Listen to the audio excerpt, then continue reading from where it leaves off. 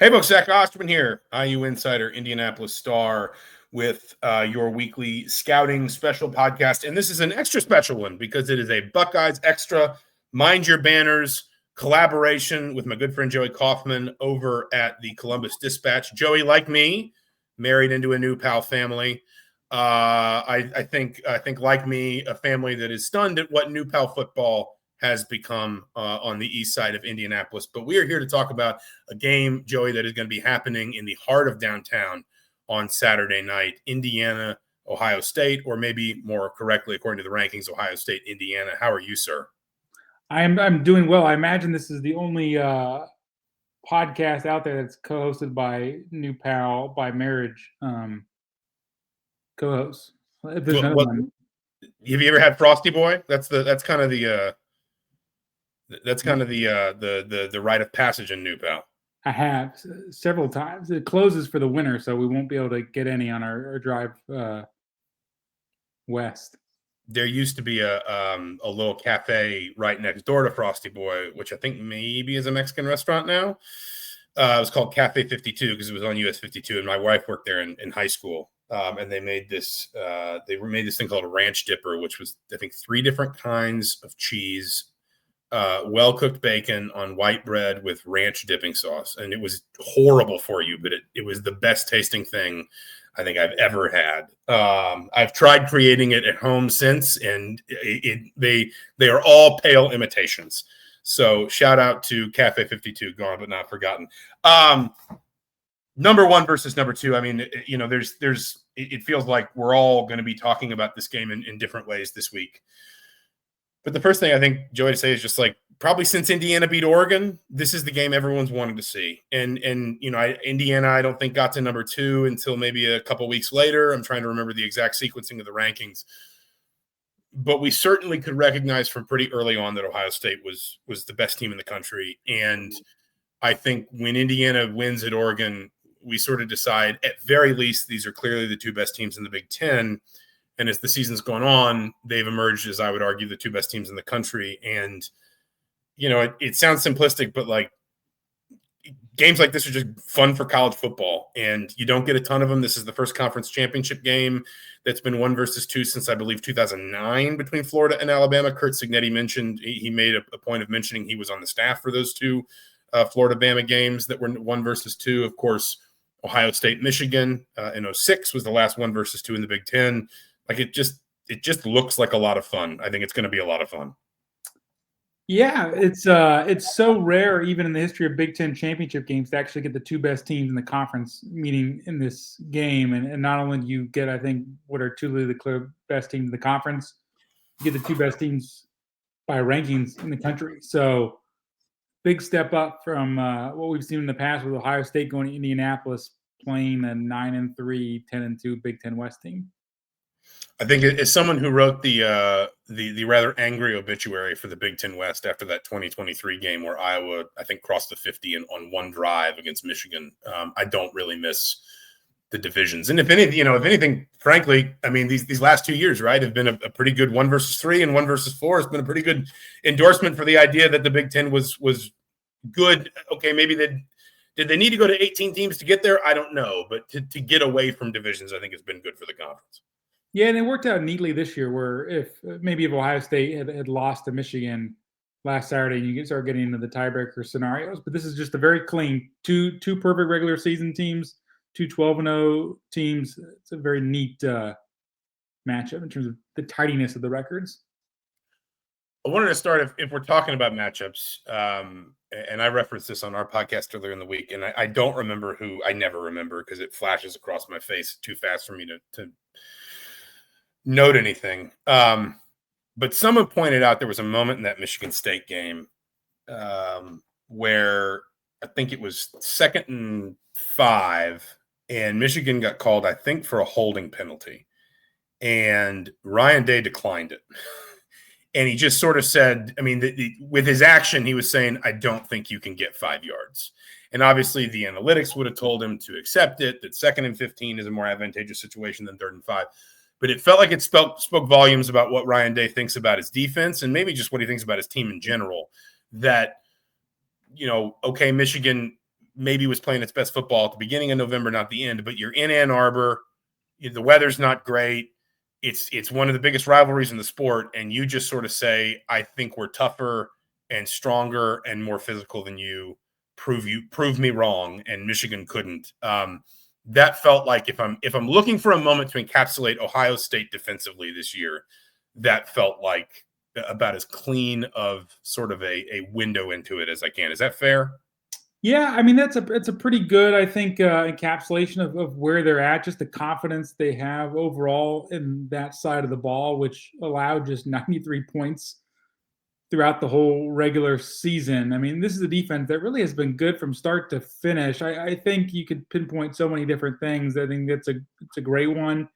You could start it even in week 1 against Texas, where they were able to make a goal line stand that was critical in that win. I think that's really probably the most impressive thing about this defense. If you want to just take a wider lens, it's what's made them so good this year is they just tighten up in situations. They're tighten the screws in certain situations. But Michigan had 3 drives that they got within Ohio State's 30-yard line. Ohio State held them to field goals all 3 times. They just do a good job in situations where you wonder, ooh, they might be in some trouble here. And they just hold. They're the best red zone defense team in the country. They just do not really give in very easily. I think it's just Matt Patricia's enhanced the defense in a lot of ways, but that is a carryover from last year and sort of a culture that Jim Knowles instilled in them. His saying was, if you give us a yard, we'll defend it. That was sort of a mantra for them in the past. And I think it's kind of held true this year, where they just don't give up stuff easily, even when they're in some precarious situations.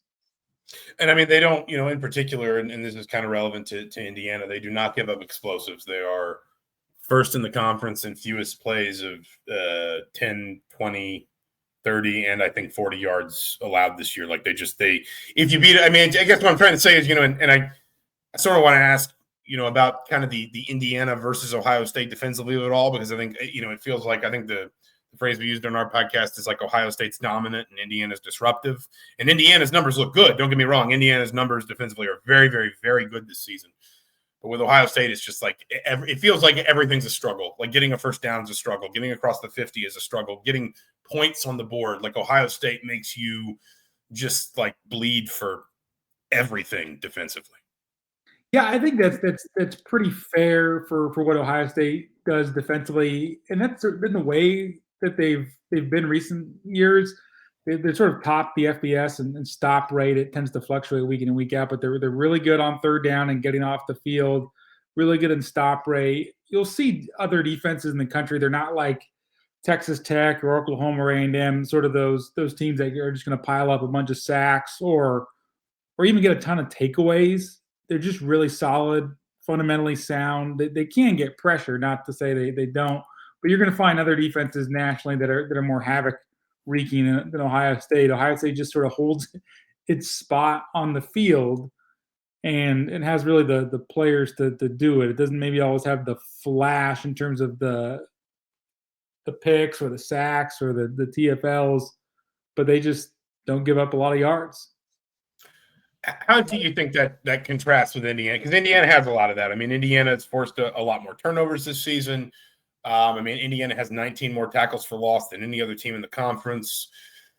I can remember having conversations with people ahead of that Oregon game about, is this going to be a challenge for Indiana's defensive front? And Indiana sacked Dante Moore 6 times. Like Indiana's calling card this season defensively has been, we're going to get you into bad down and distance situations, and then we're going to make you play football the way we want you to play football. We're going to confuse you with zone.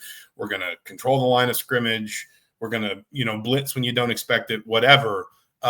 Just like, how do you think that kind of compares? And maybe on the flip side, because Indiana has seen, I don't think a defense as good as Ohio State, but it has played at Oregon. It has played at Iowa. Has Ohio State seen a defense that is maybe as disruptive as Indiana's is, even if maybe it's not quite as physically dominant as maybe Ohio State can be, if that's fair? I thought Michigan had the chance to be one, just how strong they were up front, but Ohio State was able to run the ball really well against them. I think for the Buckeyes is just the second half of their season, second half of the regular season, has just been really light in terms of the quality opponents they played. Michigan had been the first team with a winning record that they had played since Illinois, so they have not gone up against really a ton of quality Big Ten defenses this year, just because of the way the schedule broke and the unbalanced scheduling of it all. They didn't have Iowa. And Penn State wasn't what we thought Penn State was going to be when the season began. So this is probably the best defense they've played since Washington, maybe Illinois. It's maybe Michigan in there too. I think that'll be a thing for Ohio State that's still worth watching, just because of the way the schedule turned out to be. Well, I guess that kind of begs the question then of Julian saying what Ohio State asks him to do in this game. What do you think he's capable of? I mean, watching from afar, I felt like I saw Ohio State almost just like trust him more and more every week. That as the season wore on, it felt like they were willing to put more on his plate. Eventually, I know they, Bo Jackson. I love his name's Bo Jackson. Like as the stepson of an Auburn grad, I love that there's a running back in this game named Bo Jackson. But even as good as he looked, I think at times, especially in the second half of the season, you felt like more and more Ohio State sort of said, we win with Julian. We score, we move the ball, we score the ball, we win with Julian saying, what do you think Ohio State tries to do basically to make his life a little bit easier in a week like this? If this is, as you said, potentially sort of the most difficult defense he's going to face this year, or at least, to this point anyway. Yeah, I mean, they have put more on Julian Saint's plate throughout the year. They really brought him along this season in such an interesting way, because the last time Ohio State had a redshirt freshman quarterback as young as this was C.J. Stroud, and they sort of threw him into the fire. Their defense was not in a place where you could slow the game down and make it easy for him. And C.J. Stroud came out in 2021 throwing the ball all over the place and throwing a ton, because Ohio State's defense was such that you needed to score 30, 40 points, it felt like, to win games. And this year they brought Saint along a lot more slowly than Stroud. And I think in recent weeks they've allowed him to do a little more. They've been willing to take a shot. I mean, the play that kind of encapsulates it is 4th and 5 at Michigan, where they had the ball in the 35 and they go deep with Julian saying to Jeremiah Smith in that situation. I mean, I think that shows level of trust. They have him as a downfield passer. Ohio State will have Cardell Tate and Jeremiah Smith available for this game after they return to Michigan, so that helps. The cast of playmakers they have is a little wider, and I think you saw a little more of them working in Bo Jackson into the passing game last week. So I think when they're fully healthy, there are a lot more targets for him to lean on. You have Max Clare, the Purdue transfer, who can throw the ball all over the place. And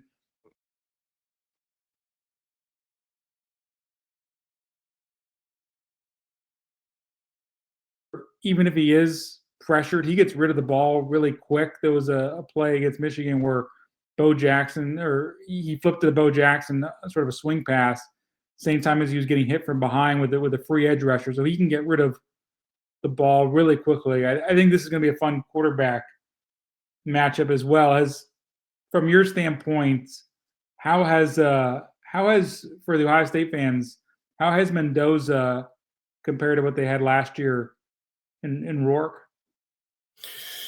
Yeah, I mean, Mendoza is like Fernando Mendoza is, I mean, and this is no slight on Curtis Rourke. He's a better quarterback than Curtis Rourke was. Now, I think Rourke had some consistency that, especially as I think Rourke was a 6th-year player by the end of last season. That especially with the way that Indiana kind of ran its offense, they passed to run a little bit more last season than they have this season, and so that meant that you had a lot more of sort of Curtis Rourke on timing throws and things like that. And so there were moments when Rourke maybe seemed a little bit more consistent.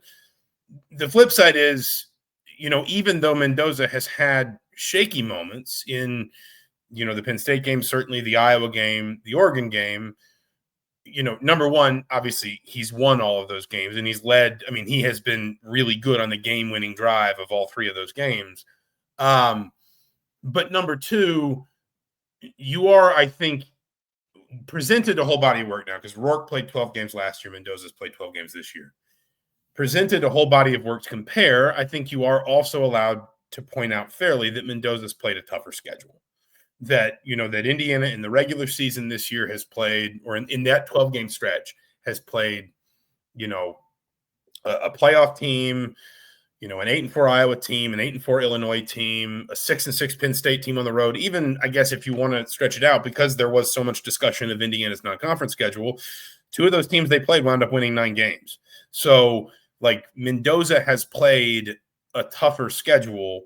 And while at times maybe the lows have felt a little bit lower, in part because I think Indiana has felt okay opening things up for Mendoza a little bit more, the highs have obviously been a lot higher. And, it's, you don't want to oversimplify it, but Ohio State fans will remember that Rourke just could not find anything in that game in Columbus last year. He struggled similarly for long stretches in the Notre Dame game in the playoff. His numbers in that game wound up looking okay, but a lot of that comes in garbage time once Indiana's kind of chasing. Mendoza, will he be the number 1 pick in the draft? I have no idea. I'm not smart enough on that stuff. But, like, he makes NFL level throws when he's in a rhythm, when he's at his best. I think in the game, what turned out to be the game-winning drive at Oregon, I think he was 5 of 7 for 62 yards and a touchdown. And that was right after he'd thrown the pick 6 to let Oregon tie the game. So, like, he goes from kind of the worst moment of the game to just the knockout blow on the very next drive. He has trouble with pressure. Most quarterbacks do. I think the difference with him is that he will admit that, he doesn't say it this way, but I will say it this way. As a quarterback that got sacked 41 times in 12 games at Cal last year, there are moments when you kind of, you see some of that pop back up, right? Like, you see some of that sort of, he calls them bad habits, start to manifest themselves again. And he gets a little bit rushed. He'll start locking in on receivers. He won't kind of trust his offensive line to take the time to go through, 3 and 4 reads, because a year ago he probably just didn't have the time to do that. But if Indiana can get him in any kind of rhythm, then, I don't think it's unfair to say he's as good as any quarterback in the country. And he's obviously got a little bit of the dual threat to him as well.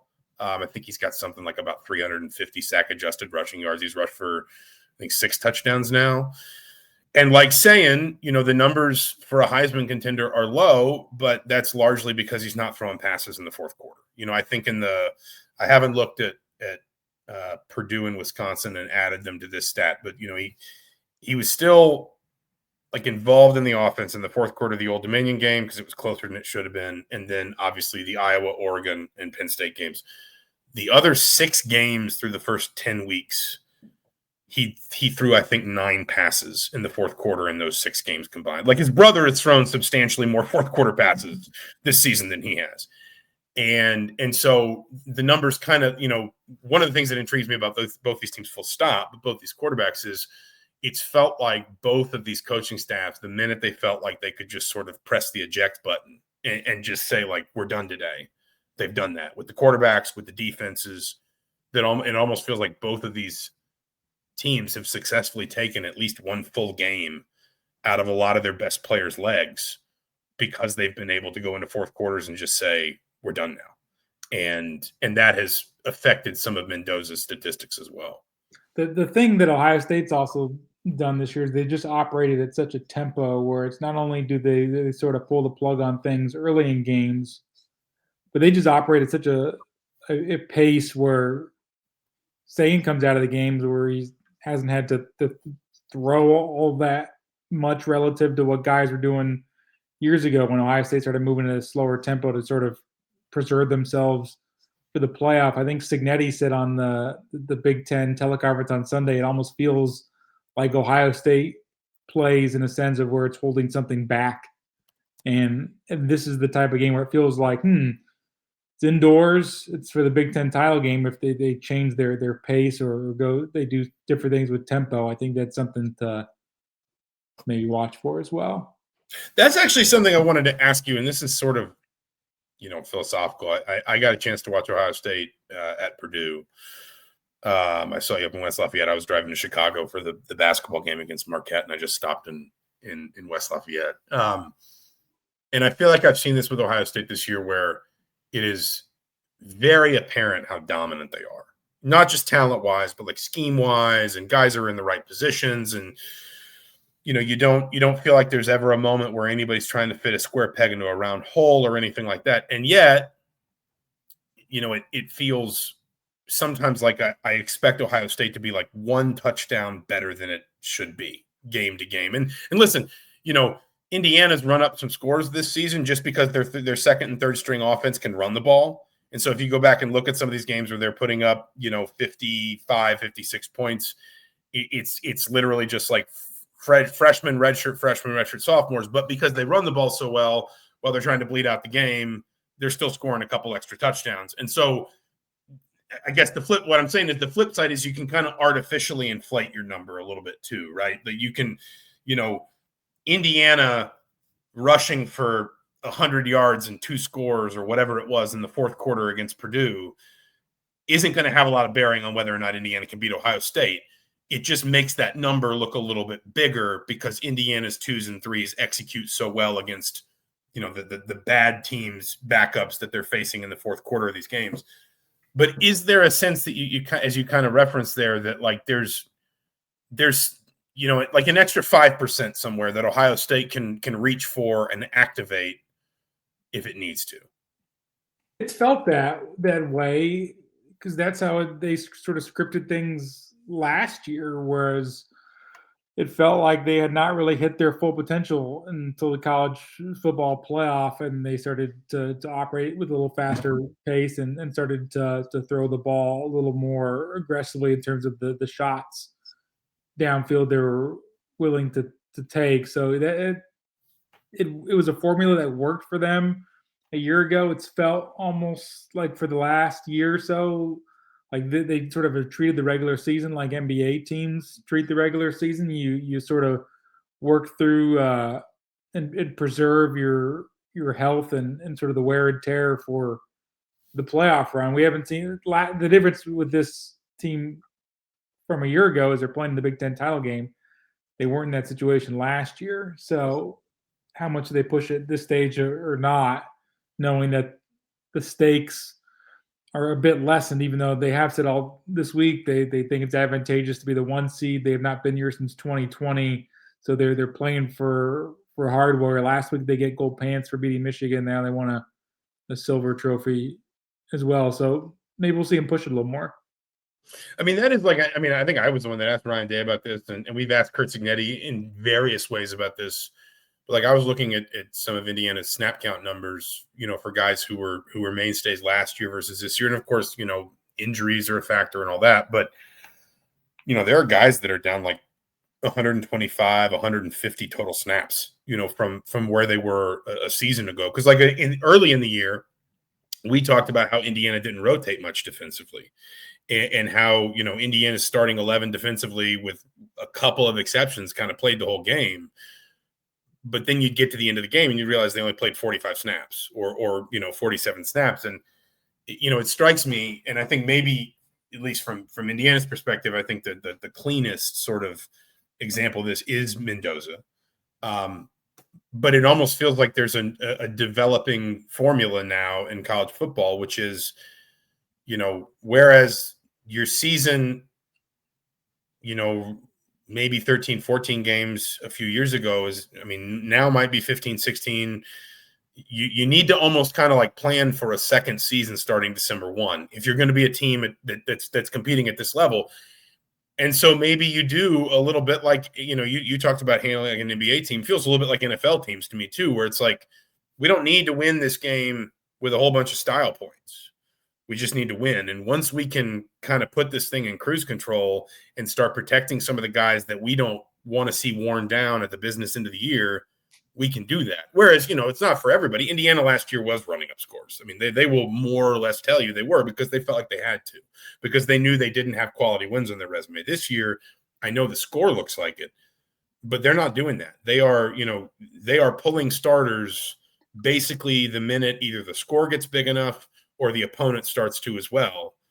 And it seems like there's a concerted sort of effort to keep these rosters fresh, not just because you want to be fresh for Indianapolis on December 6th, but because you want to be fresh, recognizing that your season can play, almost like an extra 2 months, essentially. Yeah, I mean, what is the title game? January 20th? 20th, I think, yeah. And also, you're not going to get. I mean, I don't want to pick on anybody, but you're not going to get like a Maryland in there. You know what I mean? Like you might play like a 12 seed or something, but you're not going to get in all likelihood, you're not going to get a game where you can pull all your starters at the end of the third quarter in the playoffs. So you've got to be as sort of steady as you can be for a game like this. Yeah, I think Ohio State, the way the season began, because they banked the win over Texas so early, honestly, it felt like after they won that game that they were a shoo-in for the playoff. And at that point, they were playing for seeding, because once you were 1-0 with the win over Texas and look at the remaining schedule, even at that time, thinking Penn State was going to be maybe a national championship contender, you could see it was hard to picture more than 2 losses left on the schedule, or even the threat of 2 losses. So I think it really eliminated the need for sort of style points. You already had a win over Texas to start the year, so you could just kind of work on what you needed to work on.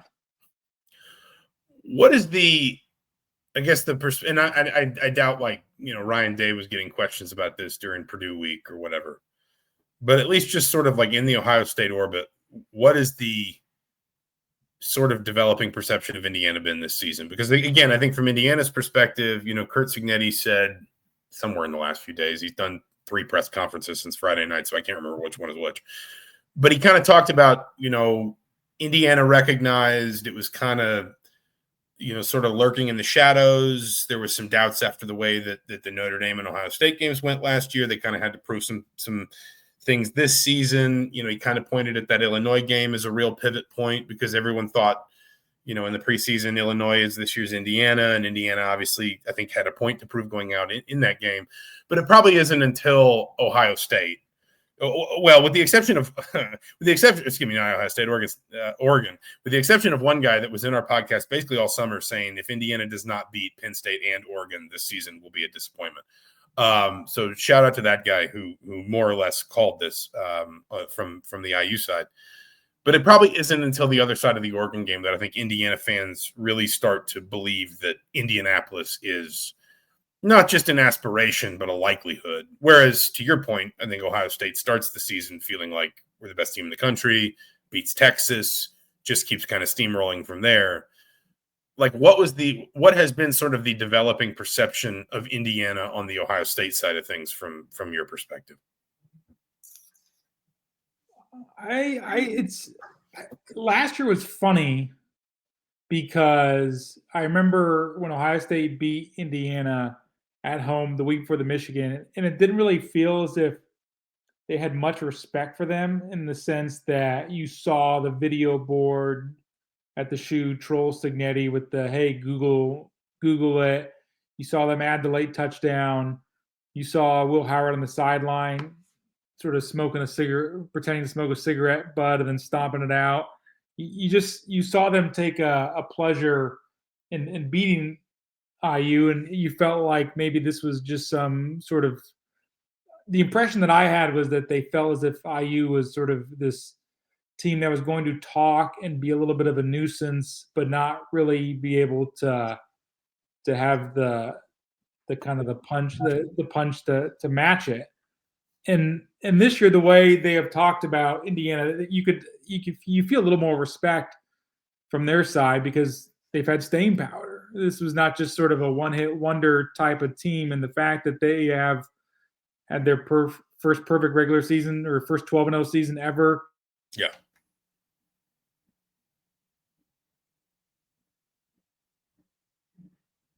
One-year team that sort of took its shots at Ohio State and then went away.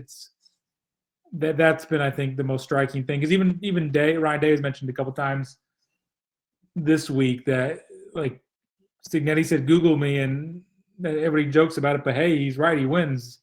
So I think the record is just so overwhelmingly impressive to them at this standpoint. You almost have to tip your cap in that sense. So they're right there with Ohio State. The thing I'm going to be interested in this game too is just it felt like still last year you could feel the talent gap. I mean, the way Big Ten games are decided are really still in some ways is we talk about Jeremiah Smith and Carnell Tate all you want, but last year you think about just how dominant Ohio State was physically up front, and that's the thing I wonder about with this matchup is how does Indiana sort of hold up against them, and just what sort of year-over-year improvements have they been made. But I think as far as the respect is there, it's just whether this is going to prove to be a real heavyweight fight. I think that the big question for me, because I remember, I mean, this was the question going into the Oregon game, was essentially like what the line of scrimmage would look like, and Iowa is Iowa. I mean, Iowa at Iowa is like it is a distinct challenge in the Big Ten to basically anything else you have to do. But Indiana in that game at times didn't look great, right? I mean, more sort of offensive line than defensive line, but at times it felt like Indiana was maybe getting pushed around a little bit in that game, and you sort of wondered if some of what you're talking about from last season was creeping in. And then they went to Oregon and they sacked Dante Moore on the first snap of the game, and they just never stopped. They were in Oregon's backfield all afternoon. They sacked Dante Moore 6 times. I think they had 9 tackles for loss. They've had something like 4 different games of 10-plus tackles for loss this season. Maybe the biggest question I have is, can Indiana pressure Julian Sand? And then concurrent to that, and I mentioned this in our podcast, we sort of said if you remove like the obvious players, the quarterbacks or Jeremiah Smith or whoever, who's a player that if they have a great game, you think maybe that helps define their team winning the game? I said D'Angelo Pons, because what Indiana will want to do is play a lot of D'Angelo Pons man-to-man, and then everybody else in zone, pushing everything to the outside the other way. And I don't know that it necessarily matters whether Pons is on Jeremiah Smith or Carnell Tate, in the sense that either one of them can really hurt Indiana. And if they get into single coverage and Pons can't win that matchup, then it becomes a problem, and it really starts to disrupt what Indiana wants to do from a coverage perspective.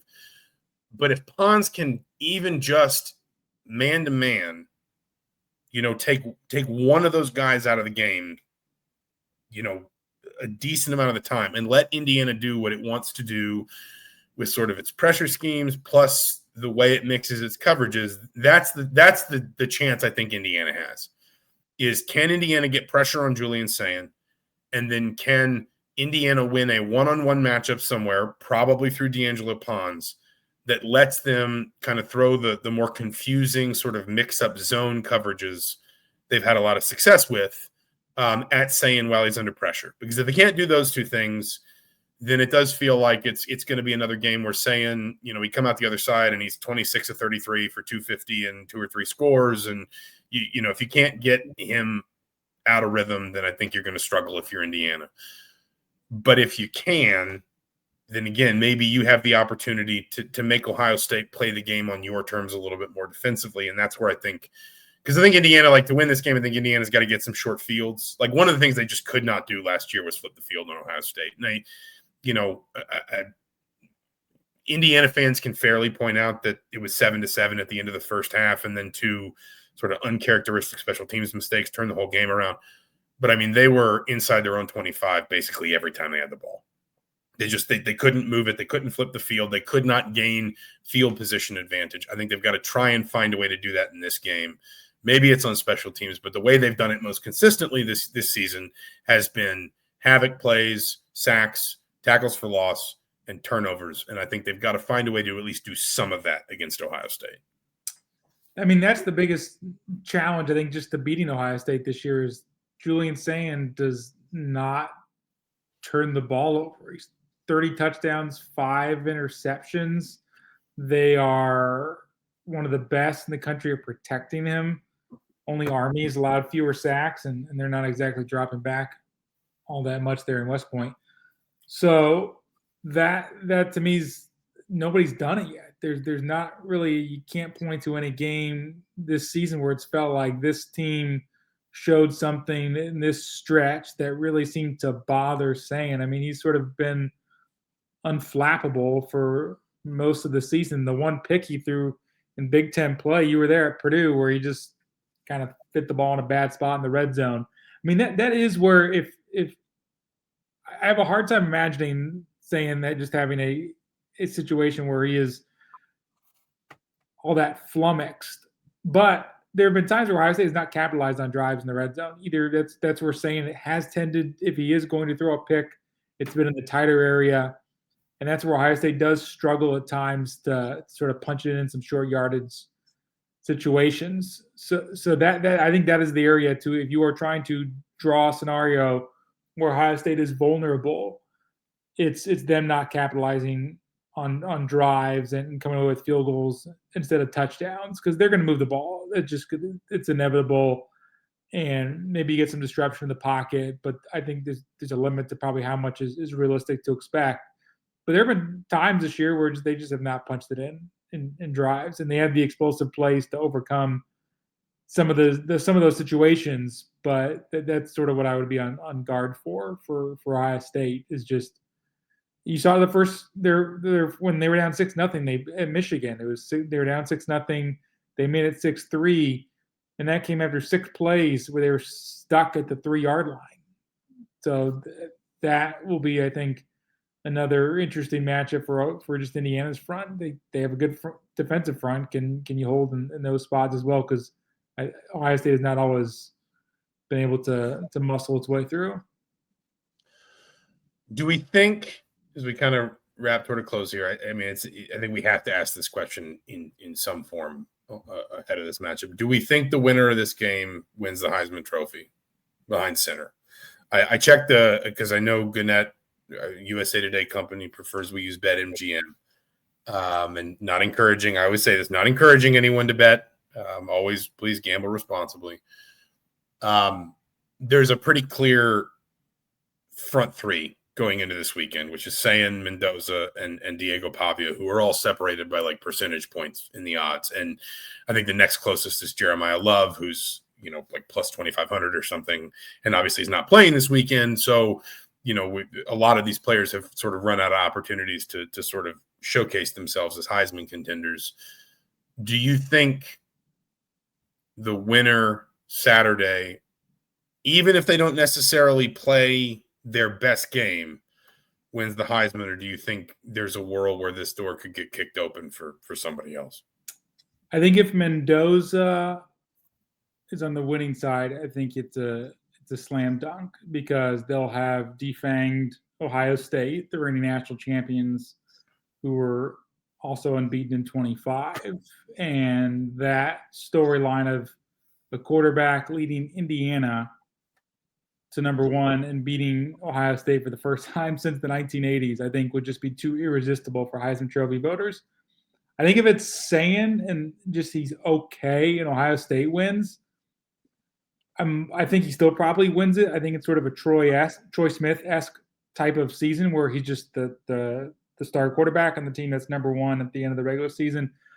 But I think that I think it will be easier for voters to rubber stamp Mendoza than Sayin. I think there'd be a little more doubts, and I think maybe Pavia gets some second looks from voters. I think that's fair. I mean, the thing that's hard for me to get past is like the analytics are going to like Mendoza and Sayin more than Pavia. And I've come around on Pavia. I was a Diego Pavia skeptic, frankly, at one point this season.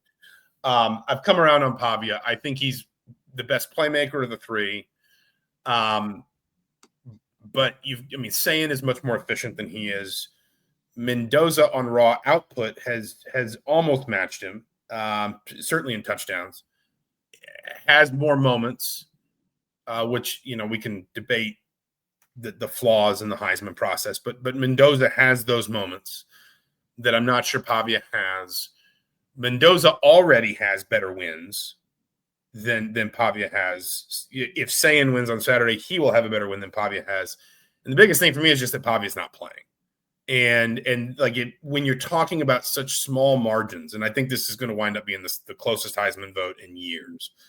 When you're talking about such small margins, being able to leave voters with, being able to have kind of the last word which is that there's going to be a picture of you holding up the Big Ten championship trophy on a stage in a shower of confetti at 12:04 a.m. Sunday morning. It just makes it very hard for me, because Pavia does not get some kind of counter argument this weekend, to believe that we wind up overlooking Sayin or Mendoza. If they're both just really bad, maybe, and maybe then we start talking about like vote splitting in the Midwest, and I'm not smart enough to get into all that. But to me, it is difficult to look past the narrative that has been built around this game, and in a lot of ways justifiably so. I mean, like, I don't think it's unfair to say these have been the two best quarterbacks in the country this year. I don't think that's unfair. And if you want to have a conversation about why one of the running backs isn't, in the conversation, sure. I mean, I am personally of the opinion that the best player in college football is Jeremiah Smith, and unfortunately he's not going to get anywhere near New York. But if the conversation is narrowed to those three, I think it's going to be hard for Pavia, without getting sort of one more word in edgewise, to wind up passing them. But we'll see. If you have a prediction, go ahead. It's really hard, I think, for the guys who aren't playing conference championship weekend to win the award. I was looking at recent winners.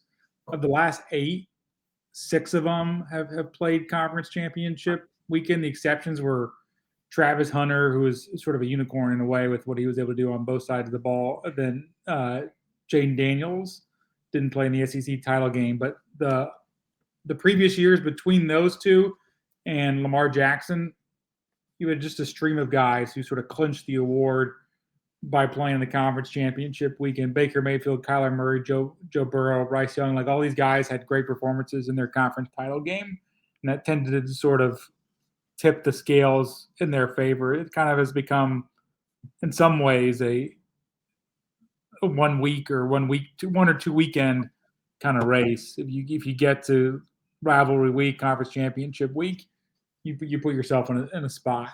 You're either the team that leads. You're either the quarterback on a conference champion who leads their team into the playoff, or you just have these just amazingly unbelievable, freaky type numbers. And I don't think there's somebody in that latter category. It's probably why it's going to be Mendoza or Sayin.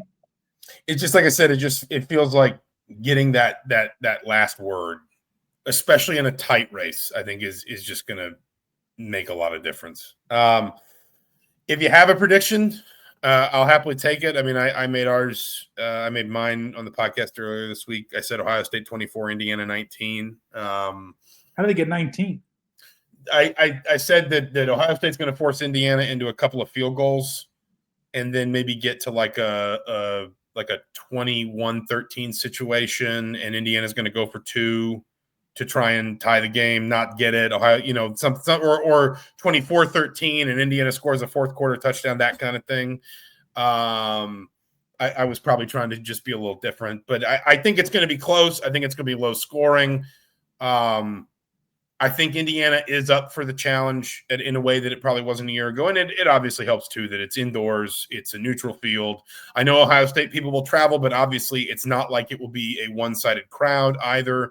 I don't know how many Ohio State fans know Indiana's actually got a basketball game at 2 p.m. at Gainbridge Fieldhouse downtown. So there are going to be a lot of very spirited Indiana fans in downtown Indy who have been looking at this date for a while. I mean, I know a number of people who bought Big Ten championship game tickets like in the summer once the Louisville game was announced, thinking we'll do the double. And if we don't, I can almost certainly flip these tickets to an Ohio State fan or a Penn State fan or whoever. I think it's going to be a good game. I think it's going to live up to all our expectations, and I went for a close Ohio State win. I think the line is currently 4.5, so somebody's going to come out on the wrong end of my prediction if it stays there. I'll give mine in a sec, but I do want to ask, what is for Indiana? I mean, I thought for a long time, not to sound disparaging, but like this would be their Super Bowl to win the Big Ten championship in Indianapolis and to break a 3-decade losing streak to Ohio State. Just, I wouldn't want to say like the playoff would be gravy at that point, but what is your sense on like that? I think listen, would it mean more to Indiana than Ohio State? I guess probably. right? Like Indiana hasn't won a Big Ten title since we started calling it the Big Ten Conference. As you say, it's been a long time since they beat Ohio State. It's been a long time since they won in the postseason period. They haven't won a bowl game since 1991. So for a whole host of reasons, like this would be a watershed moment.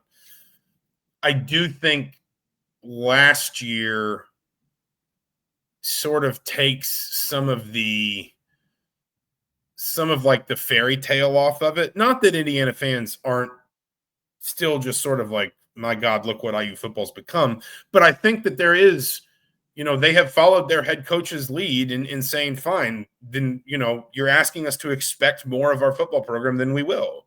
And, that doesn't mean that Indiana expects 11 plus wins every single year. If we don't have to get into this today, certainly, but like if you look at Indiana's depth chart, they're going to lose a ton ahead of next season. There's going to be a lot of roster management to deal with in January and February.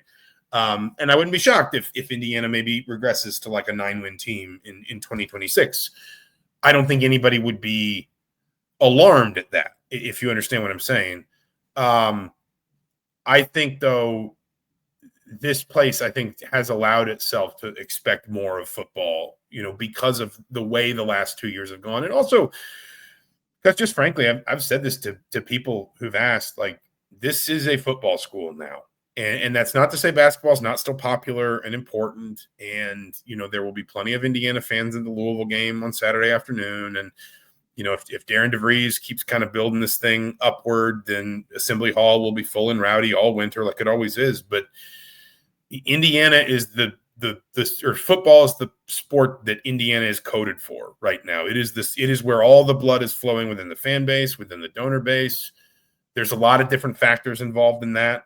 But like, this is not a basketball school just happy to be kind of in a football championship game. Like this is a team that has, because its head coach basically demanded it, learned to expect something from football. And, it's getting that right now. So I think, like, would it mean more to Indiana than Ohio State to win this?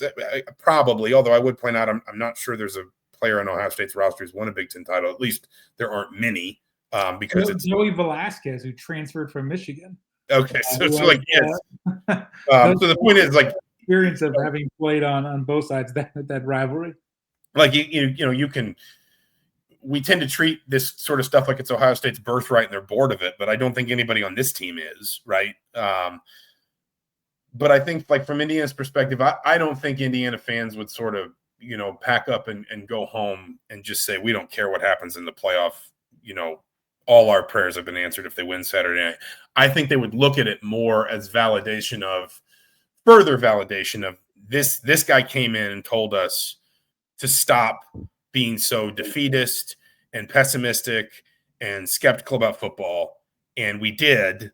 And he immediately repaid our faith with all the things that he said he would.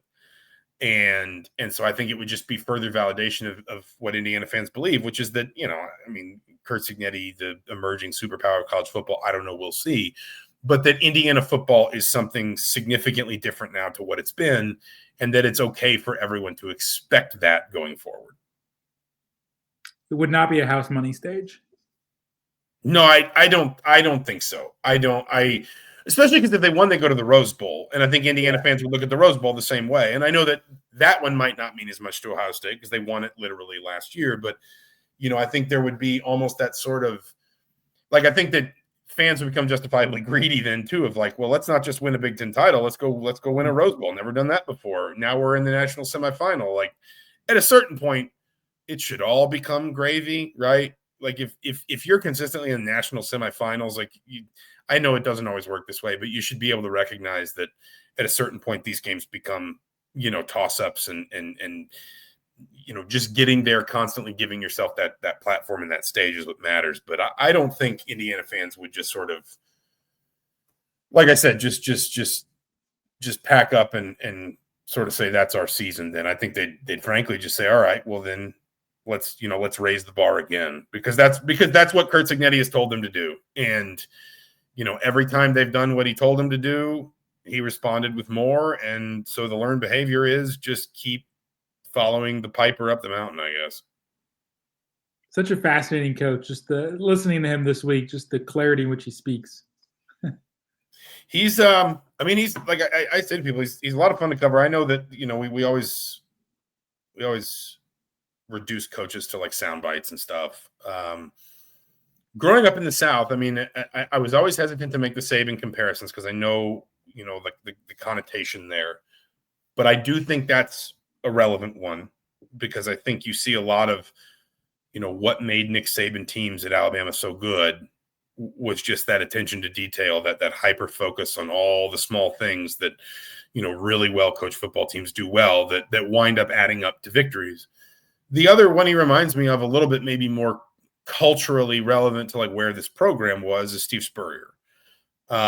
In that ability to infuse a program with a certain character and a certain confidence.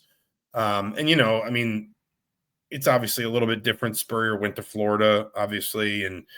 But I mean, like, when I was growing up, like Florida was the villain in the SEC every year because nobody could beat him. Georgia couldn't beat him. Tennessee couldn't beat him. Auburn couldn't beat him. The years, every once in a while, Alabama would pop up and be good. But obviously the 90s and 2000s, Alabama spent a lot of time in the wilderness. But those Spurrier Florida teams just never apologized for anything. And if you beat them, you beat them. But they never lost faith in their coach, in their attitude, and their process. And I think this team, it's not like they walk out talking a ton of trash or anything. They have all the confidence that their head coach has, that they're going to have the success that he talks about. And even last year, like I remember when they beat Northwestern to go 6-0, it was Mikhail Kamara who was saying, I know you all think this is great, and it is. Bowl games are great, but like we're here to win a national championship. Like this is not the end. And then after, at the end of last season, Aiden Fisher was standing at the podium or sitting at whatever, I don't know if it was standing or sitting in Notre Dame Stadium saying, we're going to be right back here next year and we're going to be better. Like I guarantee you that they all believe it because their head coach gets them to. And every time, that belief is tested, they come through. So I just think that, frankly, they will keep raising the bar as far as their head coach tells them to. The villain comparison is interesting because I sort of view Indiana as they've gone from the nuisance stage among Ohio State fans to a little bit of the respect stage. And if they were to pull off a win on Saturday night, then they would I think slowly then move into villain stage because there would inevitably be some sort of post game comment from somebody that would offend somebody.